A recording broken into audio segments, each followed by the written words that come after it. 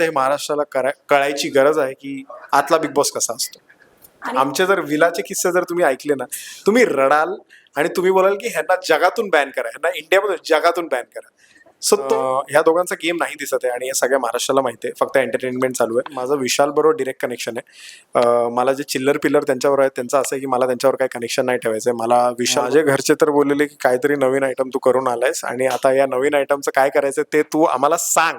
कारण प्राजक्ताने तन्वीला प्रश्न विचारला होता की प्रभू आणि तुझ्यात किती वयाचं अंतर आहे. त्यानंतर तन्वीनेही तुमच्या दोघांवर प्रश्न विचारला गेला. या सगळ्या तर करण, खूप खूप स्वागत आहे तुझं व्हायरल कट्टामध्ये. बिग बॉस मधून बाहेर आलायस, कसं वाटतंय? खरं तर अजून त्या झोन मध्ये आहेस का? अजूनही मला बिग बॉस बद्दलच बोलावं असं वाटतंय. मला नॉर्मल लाईफ बद्दल बोलावंच नाही वाटत आहे. कारण काही गोष्टी इनकम्प्लीट राहिल्या आहेत. सो मला असं वाटतं जोपर्यंत मी ते व्यक्त होत नाही कुठे, तोपर्यंत मी शांत नाही बसणार. सो म्हणून मला बिग बॉस बद्दल खूप काय काय बोलायचं आहे. पण करण, तू जेव्हा घरात होतास तेव्हा तुमचा ऑरेंज ज्यूस राईट हा ग्रुप खूप सपोर्ट करत होता. त्यांची काय रिॲक्शन होती जेव्हा तू बाहेर आलास, तुला पाहिलं त्या लोकांनी? त्यांची रिॲक्शन अगेन शॉकिंग होती. पूर्ण महाराष्ट्रासारखीच त्यांची पण रिॲक्शन होती की हे कसं झालं, काय झालं, अचानक हे धक्कादायक होतं आणि तू खेळला नाही आणि तू हे नाही केलं, ते नाही केलं.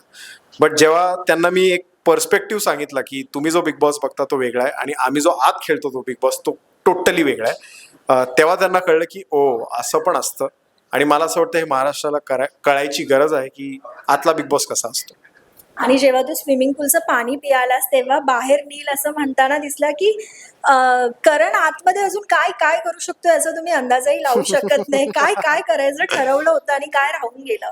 नाही, काही असं ठरवून ती पण जी गोष्ट होती ती ठरवून नव्हती, ती ऑन द स्पॉट झाली, स्पॉन्टेनियस होती. आणि मी तसा आहे. मी जेव्हा वाकड्यात जायचं ना, मी एवढा वाकड्यात जाऊ शकतो की मला आयडिया नाही आहे, पण तुम्हाला ट्रिगर करता आला पाहिजे. मला असं वाटतं की तिकडे एवढे कंटेस्टंट होते इन्क्लुडिंग राखी, ती पण मला ट्रिगर नाही करू शकली माझ्या रागात किंवा माझा जी वेगळी बाजू आहे. सो मला असं वाटतं की ही माझी विन आहे की माझा ट्रिगर पॉईंटच तुम्हाला भेटला नाही आणि मी तसाच बाहेर पडलो. सो ट्रिगर पॉईंट तुम्ही शोधलाच नाही. जर ट्रिगर पॉईंट भेटला असतं तर मी आज तिकडे असतो, बिकॉज तेच दिसतं, व्हिजिबिलिटीसाठी तेच दिसतं की ह्याचा ट्रिगर पॉईंट भेटला, आपण ह्याला असं भडकवू शकतो. पण मला भडकवायला काहीच भेटलं नाही तुम्हाला. So feeling sad for you. पण करण, असं वाटत नाही का तुझ्या घरी लोक येऊन पाणी नाही मागणार जर तू स्विमिंग पूलचं पाणी आणून दिलंस तर? स्विमिंग पूलचा पाणीचा एवढा बाहेर मुद्दा आला हे मला माहिती नव्हतं. जसं नील पण बोलला असेल की करण असे किडे खूप करतो आणि हे नॉर्मल आहे, हे एकदम नॉर्मल. म्हणजे आमचे जर विलाचे किस्से जर तुम्ही ऐकले ना, तुम्ही रडाल आणि तुम्ही बोलाल की ह्यांना जगातून बॅन करा, ह्यांना इंडियामध्ये जगातून बॅन करा. सो ती बाजू यायला कोण समोर तसा कंटेस्टंटच मला नाही भेटला. प्रॉब्लेम हा झाला की ती बाजू माझी काढायला कोणतरी आलं पाहिजे ना. मी मुद्दामून जाऊन कशाला स्वतः शहाणपणा दाखवू. पण ठीक आहे, नेक्स्ट टाइम. पण तू आता बाहेर आलायस, पण तुला असं काय वाटतं की मी घरात हवा होतो आणि हा सदस्य बाहेर हवा होता, असा कुठला सदस्य? नॉमिनेशन मधून म्हटलं तर प्रभू आणि इन जनरल म्हटलं तर प्रभू होते, रोशन. कारण ह्या दोघांचा गेम नाही दिसत आहे आणि हे सगळ्या महाराष्ट्राला माहिती आहे. फक्त एंटरटेनमेंट चालू आहे, म्हणजे प्रभूची एंटरटेनमेंट चालू आहे, रोशनची तर ते पण नाही आहे. रोशन फक्त चांगला माणूस आहे आणि हे मी रोशनच्या तोंडावर पण त्याला बोललेलो आहे की हे जास्त नाही चालणार, गेम बदल. तो अजूनही विशालच्या शॅडोमध्ये दिसतोय. पण मला असं वाटतं की नॉमिनेशन आता जे होतं त्यातून प्रभू ऑफकोर्स गेला पाहिजे होता माझ्याबद्दल. कुठल्या गोष्टीची खंत आहे का आता बाहेर आल्यावर? यार, मी हे करायला हवं होतं, ते करायला हवं होतं, असं व्हायला हवं होतं? गेम वाईज मला कोणत्याच गोष्टीची खंत नाहीये, बिकॉज जसं मी बोललो की माझ्या पर्सनॅलिटीच्या विरुद्ध जाऊन जर मी कोणत्या गोष्टी केल्या असत्या तर ते मलाच पटल्या नसत्या. म्हणून मला त्याचा अभिमान आहे की मी जे केलं ते चांगलंच केलं. लोकांना ते असं वाटवतं की अरे तू असं केलं पाहिजे होतं, तू भांडला पाहिजे होता. हे तुमचं मत आहे आणि मी तुमचं मतला खूप रिस्पेक्ट करतो. बट माझं पण एक मत आहे, मी माझी पर्सनॅलिटी चेंज नाही करू शकत एका गेम शोसाठी.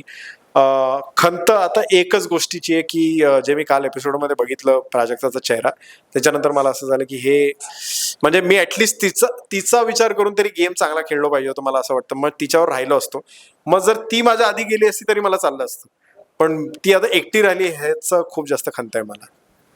टोळीबद्दल तुला काय वाटतंय? का विशाल टोळी हँडल करतोय हे सगळ्यांना दिसतंय, पण विशालला समोरून जाऊन कोण भिडत का नाहीये? म्हणजे तितकं पॉवर हे करणे, ट्रिगर करणं त्याला का नाही करत आहे कोण? टोळीचा विषय असा आहे की टोळीमध्ये तो जो गेम करतोय हे सगळ्यांना दिसतंय.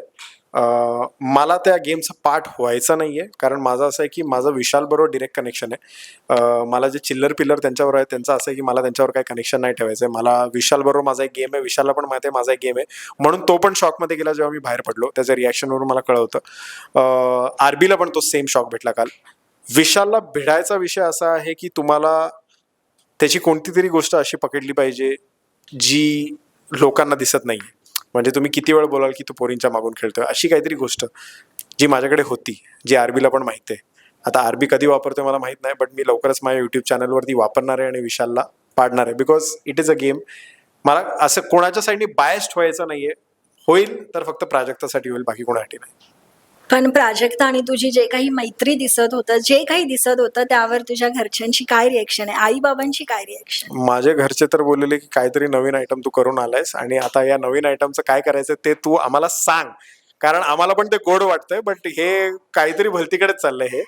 तर मी बोललो डोंट वरी, तिला बाहेर येऊ दे, मग आपण एकत्र गप्पा मारू आणि क्लिअर करू या गोष्टी, बिकॉज तिचं मत असणं खूप गरजेचं आहे ह्याच्यात. मी फक्त एका बाजूने बोलायला गेलो तर मला हे नाही पाडायचं की मग तिच्या कॅरेक्टरवर लोक येतील. आणि म्हणजे जसं मी बोललो की बाहेर लोक 10चे 100 करतात की आम्ही हात पकडायचा प्रयत्न करतोय, बट तसं काहीही नव्हतं. आम्ही मस्ती करतोय, तुम्हाला दिसताना ते वेगळं वाटतंय. आणि हे सगळं जादू आहे एक 4 लेटर वर्डची, EDIT, एडिट, बाकी काही नाही.